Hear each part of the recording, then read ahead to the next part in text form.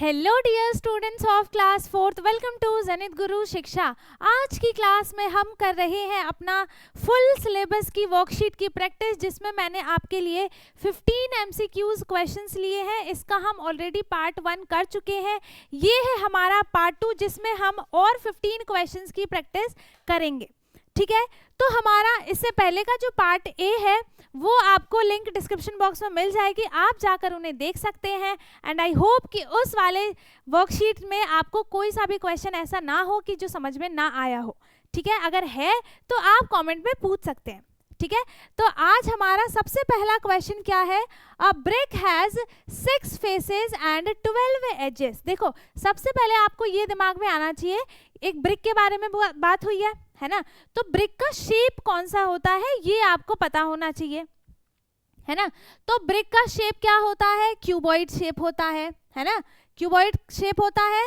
अब क्यूबॉइड के कितने फेस होते हैं, कितने एजेस होते हैं, कितने कॉर्नर्स होते हैं, वो आप सबको याद रहना चाहिए। अब जिसे याद नहीं है उसका तो लॉस हो जाएगा, है ना। तो आपको ये सारे याद होने चाहिए। 2-4 ही तो शेप्स हैं, 4 या 5 है। कोन है, स्फेयर है, क्यूब है, सिलेंडर है ना। इतने ही तो शेप्स हैं जिनके आपको याद रखने हैं। तो ये अगर आपको याद नहीं होगा, और इन्हीं पे बेस्ड क्वेश्चंस भी बहुत सारे आते हैं, तो अगर ये याद नहीं आपको, ये तो बहुत इंपॉर्टेंट है, याद करना है आपको। ठीक है, तो यहाँ पर आपको बताया हुआ है कि इसके 6 फेसेस होते हैं। ठीक है, इसके 6 फेसेस होते हैं, 12 एजेस होते हैं। कॉर्नर्स हमें बताने हैं कि कॉर्नर्स कितने होते हैं, है ना। तो एक ब्रिक है मींस क्यूबॉइड है, क्यूबॉइड के कितने कॉर्नर्स होते हैं? कितने होते हैं? 8 कॉर्नर्स होते हैं। ठीक है, कितने कॉर्नर्स होते हैं? 8 कॉर्नर्स होते हैं।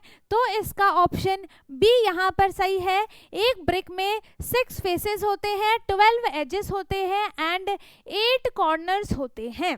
ठीक है, नाउ सेकेंड क्वेश्चन है, to measure the distance between 2 cities like Delhi and Mumbai. ठीक है, इन दोनों सिटीज के बीच का अगर हमें डिस्टेंस मेजर करना है तो which unit is the most appropriate, है ना। किस यूनिट से हम उसकी डिस्टेंस को मेजर करेंगे?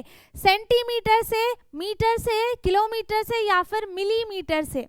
देखो, मिलीमीटर तो बहुत बहुत छोटी डिस्टेंस को मेजर करने के लिए होता है ना, तो ये तो हम यूज नहीं करेंगे।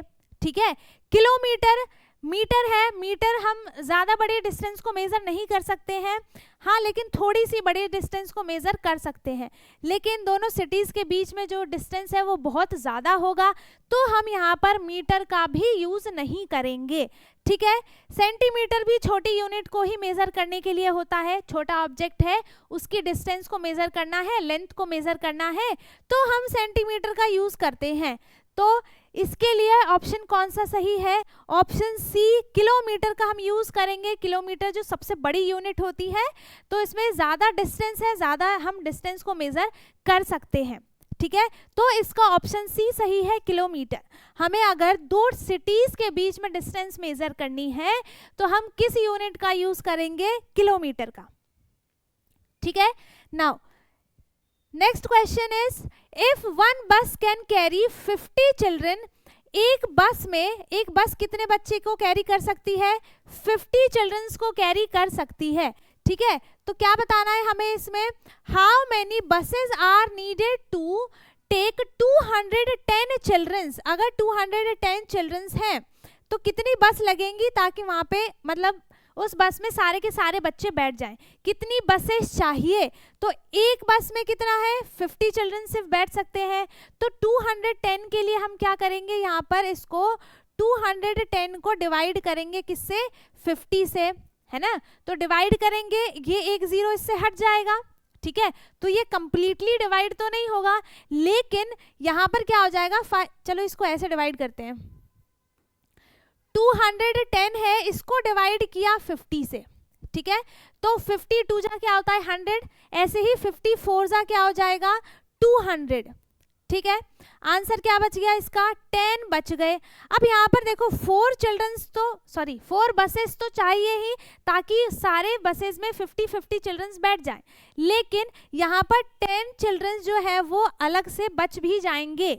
तो उसके लिए हम उनको छोड़ तो नहीं सकते, है ना, तो हमें उसके लिए एक और बस ऐड करनी पड़ेगी।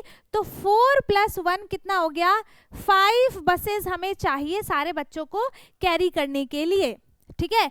तो इसका ऑप्शन बी सही है, 5 बसेस, है ना, 5 बसेस हमें चाहिए ताकि हम 210 चिल्ड्रंस को क्या कर सके, कैरी कर सके, ठीक है। नाउ नेक्स्ट है a clock shows the time as 3, है ना, एक क्लॉक है उस पर टाइम कैसा दिख रहा है, 3 का टाइम दिख रहा है हमें ऐसे, यहाँ पे क्लॉक बन गई 3, 6, 9, 1, 2, 4, 5, 7, 8, 10 और 11, ठीक है। यहाँ पर ये टाइम दिख रहा है ऐसे, ठीक, यहाँ पे ये आर हैंड है, ये मिनट हैंड है। What kind of angle is formed between the hour hand and the minute hand, इन दोनों के बीच में एंगल कौन सा बन रहा है, कौन सा एंगल बन रहा है, जल्दी बताओ कौन सा एंगल बन रहा है इनके बीच में।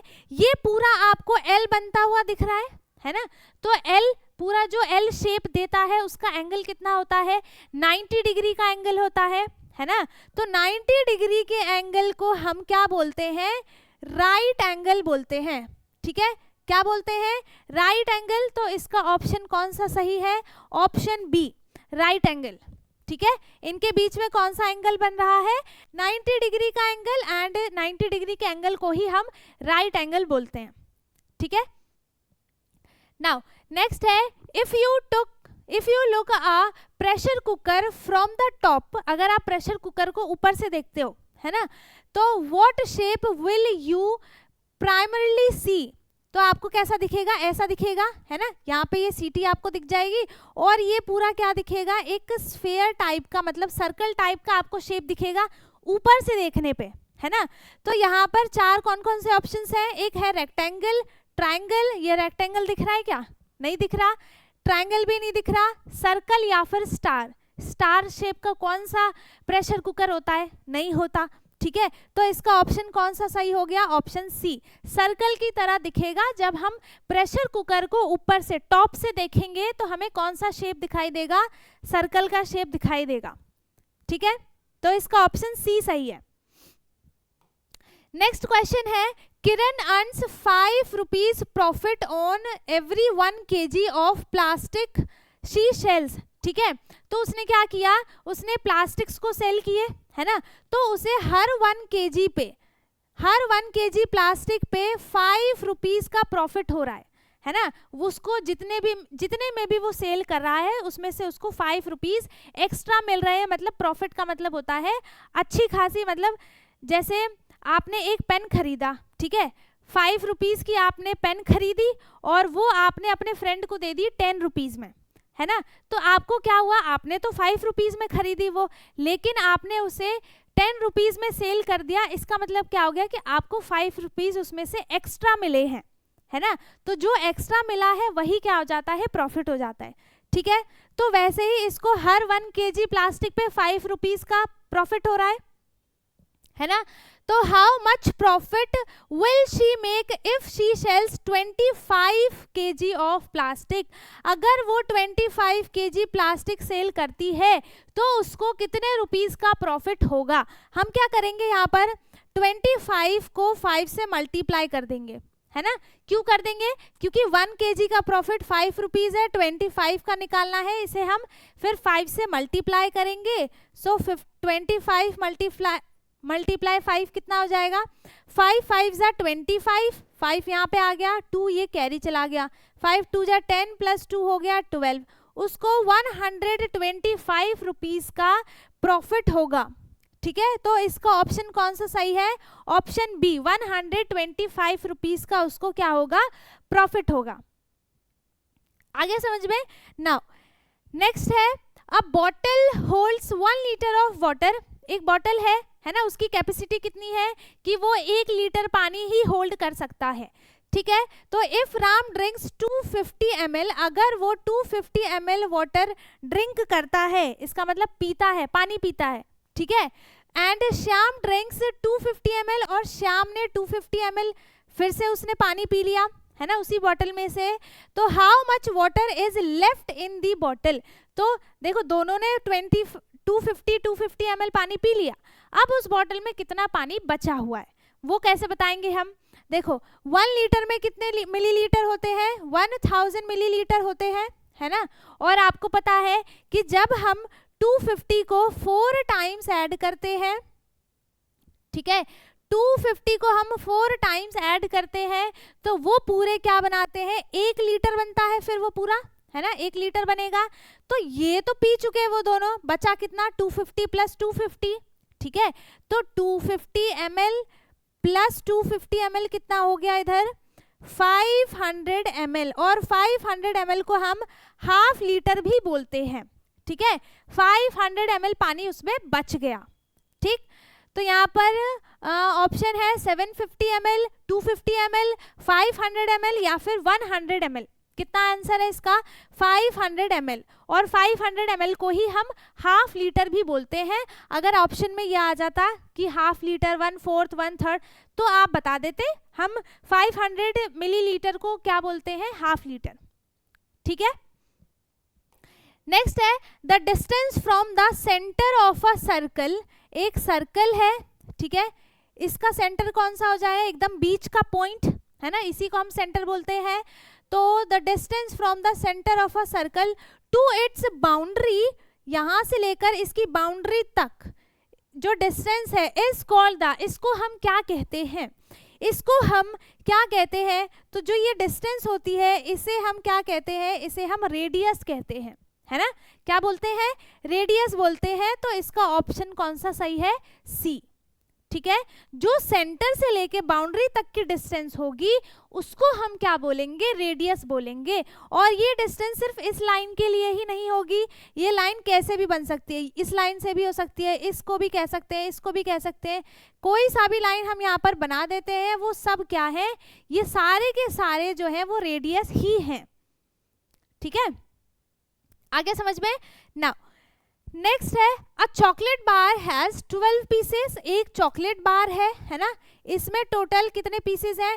12 पीसेस हैं। तो 1 2 3 4 5 6 7 8 9 10 और 1 2 3 4 5 6 7 8 9 10 11 12, ठीक है, हो गया। ये एक चॉकलेट बार है, इसमें टोटल 12 पीसेस हैं, ठीक। If Reena eats 1/4 of the bar, कितना? 1/4 ऑफ द बार, मतलब इसमें से इसने इस पूरे बार में से इसने पूरा 1/4 पीस जो है वो खा लिया, ठीक है। तो how many pieces did she left? अब देखो यहाँ पे पूरा कितना है? 12 पीसेस है, ठीक है। तो 12 का हम क्या करेंगे? यहाँ पर 1/4 निकालेंगे, है ना। 1/4 निकालने का मतलब क्या है कि हम इस पूरे 12 पीसेस को 4 इक्वल पार्ट्स में डिवाइड करेंगे, है ना। 4 इक्वल पार्ट्स में डिवाइड करेंगे तो यहाँ पर कितना आ जाएगा? 1 2 3 4, मतलब 3 पीसेस 1/4 पार्ट में कितना आ जाएगा? 3 पीस आएगा, है ना। 3 पीस आ जाएगा 1/4 पार्ट में। तो इसने 1/4 पार्ट खा लिया, इट मीन्स उसने 3 चॉकलेट के पीसेस खा लिए। अब हम क्या करेंगे? 12 में से 3 को क्या कर देंगे?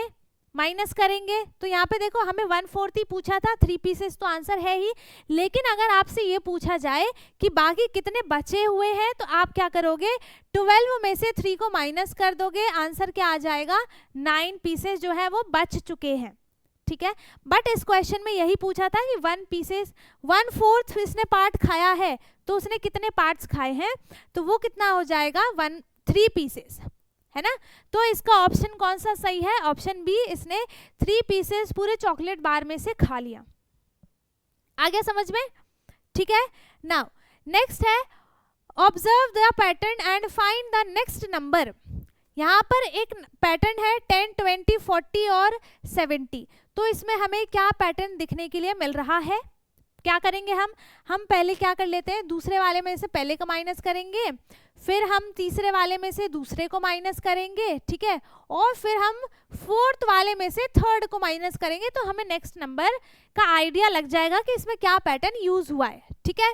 तो हम क्या करेंगे? 20 - 10, फिर 40 - 20, फिर 70 - 40, ठीक। अब इसे माइनस करते हैं, 20 - 10 हो जाएगा 10, 40 - 20 हो गया 20, 70 - 40 हो गया 30। मतलब यहाँ पे देखो क्या हो रहा है, 10, 20, 30 मतलब 10, 10, 10 ऐड कर करके आगे नेक्स्ट नंबर लिखा जा रहा है ना। तो हमें 70 के बाद वाला नंबर बताना है। हम क्या करेंगे, पहले हम इसमें क्या करते हैं, 10 को ऐड करते हैं क्योंकि सब में हो रहा है, ठीक है। तो यहाँ पे क्या हो गया 40, ठीक आ गया। अब हम क्या करेंगे, इस 40 को 70 में ऐड करेंगे, है ना। तो आंसर क्या आ जाएगा यहाँ पर 110, ठीक है। क्या आंसर आ जाएगा 110, इसका आंसर हो जाएगा। एंड ऑप्शन कौन सा है, ऑप्शन बी सही है, ठीक है। नेक्स्ट नंबर बताना था, इसका नेक्स्ट नंबर कौन सा हो गया 110। आ गया समझ में, है ना। पहले हमने क्या किया, इसके पैटर्न को समझा, ठीक है। तो पैटर्न में क्या हो रहा है, 10, 10 इंक्रीज करके उसके बाद ऐड हो रहा है, क्योंकि हमने इसे माइनस करके देखा, इस पे आ गया 10, इस पे 20, इस पे 30, तो हमें पता चल गया। फिर हमने क्या किया, इस 30 में 10 को ऐड किया, क्योंकि इन दोनों में भी हुआ है ना। 10 को ऐड किया, आंसर कितना आ गया 40 आ गया। फिर इस 40 को हमने क्या किया, इसमें ऐड किया। क्यों इसमें ऐड किया, क्योंकि हमें इसका ही तो नेक्स्ट नंबर बताना है, इसीलिए हमने 70 में ऐड किया, ठीक है। आंसर क्या हो गया 110। आ गया समझ में। नाउ नेक्स्ट है, there are 28 legs in a group of cats, है ना। एक कैट का ग्रुप है, उसमें टोटल 28 लेग्स हैं, ठीक है। कितने लेग्स हैं, 28 लेग्स हैं। और आपको पता है कि वन कैट के कितने लेग्स होते हैं, 4 लेग्स होते हैं, ठीक है। तो यहाँ पर क्या बताना है, how many cats are there in the group, यहाँ पर टोटल कितनी कैट्स हैं वो बताना है। तो एक कैट के 4 लेग्स होते हैं, ठीक है। टोटल लेग्स कितने हैं 28 हैं। तो हम क्या करेंगे, 28 को डिवाइड करेंगे 4 से, ठीक। आंसर क्या आ जाएगा, 4 की टेबल में 28 कितने टाइम्स में आता है, 6, 7 टाइम्स में, है ना। तो यहाँ पे क्या हो गया, माइनस किया, आंसर है 0, 0। और यहाँ पर 7 टाइम्स में 28 आ गया, ठीक। तो इसका आंसर क्या है 7 है, और इसका ऑप्शन बी सही है, ठीक। आ गया समझ में। नाउ नेक्स्ट है, which of the following weights approximately 1 kg, 1 kilogram, ठीक है। तो 1 किलोग्राम को ही हम 1 kg कहते हैं, कंफ्यूज मत होना कोई भी, ठीक है। तो यहाँ पर क्या बताना है कि which of the following weights approximately 1 kg, ठीक है। A pencil, a single pencil, एक सिंगल पेंसिल है, उसका वेट कितना होगा, इसी टाइप का पेंसिल होता है, ठीक है। वो भी इससे हल्का होगा, है ना। तो वो 1 kg वेट तो नहीं बना सकता। दूसरा है, a big bag of 5 kg rice, इसने बता दिया कि 5 kg राइस है, तो वो क्या हो गया 1 kg से ज्यादा हो गया, है ना। फिर अ litre of water, 1 litre water है, तो वो क्या हो जाएगा केजी के इक्वल ही होगा, है ना। तो इसका ऑप्शन कौन सा सही हो गया, ऑप्शन सी, ठीक है। नाउ नेक्स्ट है, square garden has a side of 10 metre, एक स्क्वायर गार्डन है, एक स्क्वायर बना दिया, ठीक है। एक स्क्वायर बना दिया, इसकी एक साइड कितनी है 10 मीटर की है, इसकी एक साइड जो है वो 10 मीटर की है ना। एक साइड मतलब 10 है, मतलब यहाँ पे ये चारों साइड 10 10 की हो गई। क्यों, क्योंकि ये स्क्वायर शेप का है, ठीक है। तो ये भी 10 हो गया, ये भी 10 हो गया, और ये भी 10 हो गया, है ना। ये चारों साइड्स कितनी हो गई 10 मीटर की हो गई, ठीक है। फिर what is the total length of the boundary, boundary का मतलब क्या है, बाउंड्री की लेंथ निकालनी है, मींस पेरीमीटर निकालना है ना। तो यहाँ पर 1 2 3 4 इस पूरे का पेरीमीटर निकालना है। अगर हमसे बीच का स्पेस का पूछा जाता तो स्पेस क्या होता है, एरिया होता है, लेकिन हमसे बाउंड्री पूछा है। बाउंड्री का मतलब क्या हो गया कि हमें क्या निकालना है, हमें पेरीमीटर निकालना है, ठीक है। तो स्क्वायर का पेरीमीटर क्या होता है, जल्दी बताओ कितना होता है, पेरीमीटर ऑफ स्क्वायर कितना होगा, कितना हो जाएगा 4 इंटू साइड, है ना, 4 मल्टीप्लाई साइड, या फिर कहीं कहीं ये भी लिखा होगा 4 मल्टीप्लाई लेंथ, ठीक है। तो लेंथ, लेंथ क्या हो गया, एक साइड की लेंथ हो गई, उसको हम साइड ही बोलते हैं, दोनों इक्वल है, ठीक है, कैसे भी लिख लो। तो यहाँ पर क्या आ जाएगा, 4 को हम मल्टीप्लाई करेंगे किससे, एक साइड कितनी दी है हमें 10 दी है है ना, तो 10 से इसको मल्टीप्लाई किया एंड यहाँ पे क्या हो गया 40 मीटर जो है इसका पेरीमीटर आ गया, ठीक है। और यहाँ पे 4 से मल्टीप्लाई करने का क्या मतलब है कि पेरीमीटर ऐड करना है ना, तो इसको हम क्या करेंगे, इसको भी ऐड करेंगे, इसको भी ऐड, इसको भी ऐड और इसको भी ऐड, चारों को ऐड करेंगे। इसको हम कैसे लिखेंगे, 10 metre plus 10 metre plus 10 metre plus 10 metre. तो इससे अच्छा इसको हम इजी करने के लिए क्या बना देंगे, 10 मल्टीप्लाई 4, 4 बार है 10 10 10 4 बार है, तो 4 मल्टीप्लाई 10 कर दिया और इसका आंसर आ गया, ठीक है। तो इसका ऑप्शन कौन सा सही है, ऑप्शन बी 40 मीटर इसका आंसर है। एक और बात ध्यान रखना कि इसमें पेरीमीटर में क्या आता है, सिर्फ मीटर यूनिट आती है, ठीक है। पेरीमीटर में सिर्फ मीटर आएगी, लेकिन अगर आपसे एरिया पूछा जाए तो उसमें स्क्वायर भी आता है।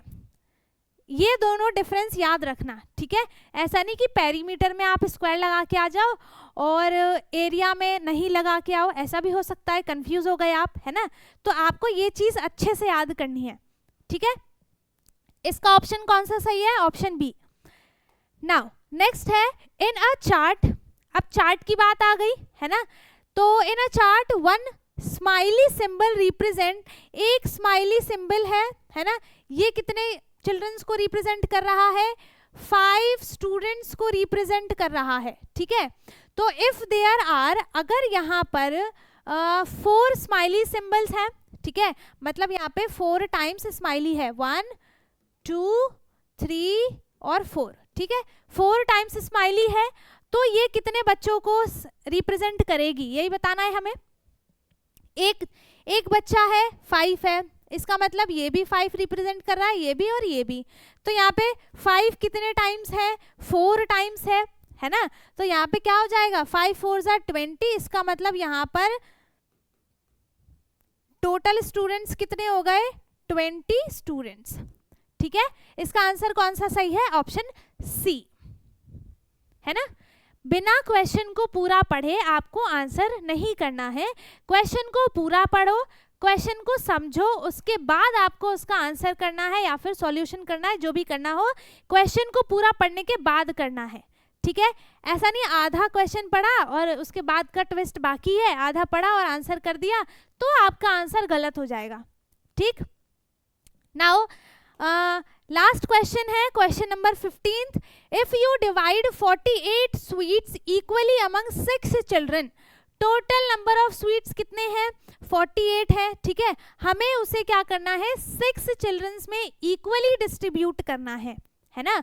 तो हर एक बच्चे को, how many sweets will each child get, हर एक स्टूडेंट्स को, हर एक बच्चे को कितने स्वीट्स मिलेंगे। तो हम क्या करेंगे, यहाँ पर 48 को डिवाइड करना है ना, किसमें, 6 चिल्ड्रंस में, तो इसको 6 से डिवाइड करेंगे एंड यहाँ पर 6 की टेबल में 48 कितने टाइम्स में आएगा, बताओ जल्दी बताओ।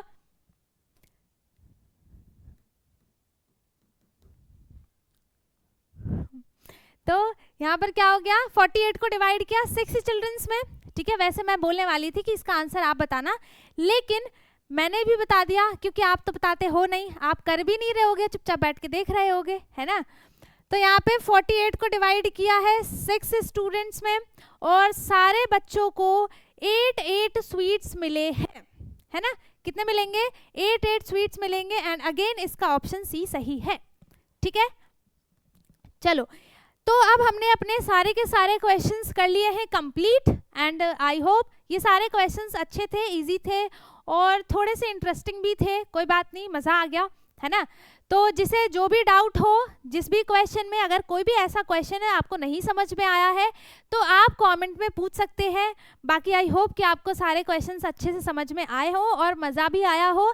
वीडियो को लाइक कर दें, शेयर कर दें एंड जो चैनल पे नया है वो चैनल को सब्सक्राइब कर ले एंड इसका पार्ट ए वीडियो ना देखना भूलें, ठीक है। लिंक आपको डिस्क्रिप्शन बॉक्स में मिल जाएगी, ठीक है। अब हम मिलेंगे अपने नेक्स्ट क्लास में, तब तक के लिए पढ़ते रहो। Thank you so much.